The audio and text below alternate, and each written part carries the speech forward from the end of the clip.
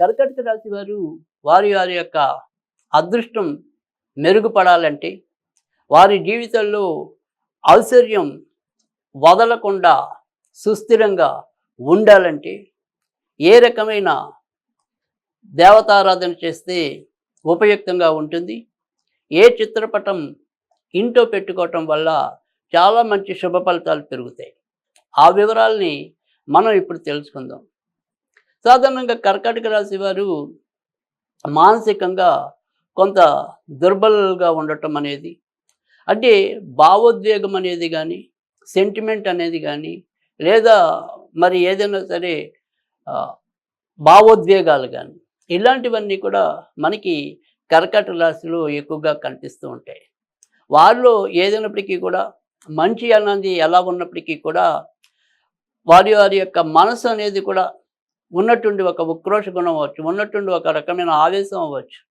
వాటి వల్ల కూడా మరి ఇతరులతో వీరికుండే సంబంధ బాంధవ్యాలు మధ్య మధ్యలో ఇబ్బంది పడుతూ ఉండటం అనేది కూడా జరుగుతూ ఉంటుంది.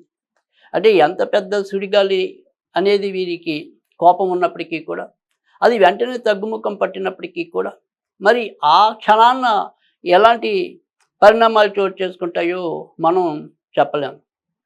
కనుక పైపైన మనకి ఎవరైనప్పటికీ కూడా వారి కోపాన్ని పట్టించుకోనట్టుగా మనకి కనిపించినప్పటికీ కూడా, అంతర్గతంగా వీరి మీద ఒక రకమైన వారు ఈర్ష్యను కానీ, కక్షను కానీ పెంచుకునే అవకాశాలు ఉంటాయి.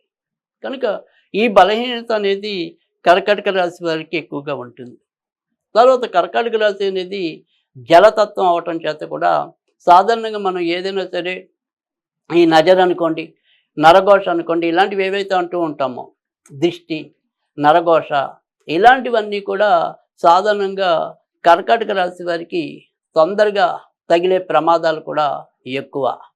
కనుక మరి తర్వాత రెండోది వచ్చేప్పటికి కర్కాటక రాశిలో ఉన్న నక్షత్రాలు ఏవైతే ఉంటాయో, అందులో ఉన్నది మనకి పునర్వసు 4వ పాదం అనేది ఒకటి, పుష్యమి అనేది ఒకటి, ఆశ్లేష అనేది ఒకటి.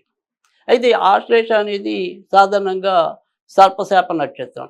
అంటే ఆశ్లేష నక్షత్రంలో పుట్టిన వాళ్ళకి ఎక్కడొక్కడ ఏదో రకమైన సర్పశాపం అనేది ఉండొచ్చు. ఇక పుష్యమి నక్షత్రంలో ఉండే వాళ్ళకి వివాహపరంగా ఏవో రకమైన అడ్డంకులు ఎదురవ్వచ్చు. ఇక మిగిలిన ఏదైతే పునర్వసు 4వ పాదం ఉందో, సాధారణంగా వీరికుండే వ్యసనాల వల్ల, బలహీనత వల్ల ఇబ్బందులు తెచ్చుకోవచ్చు.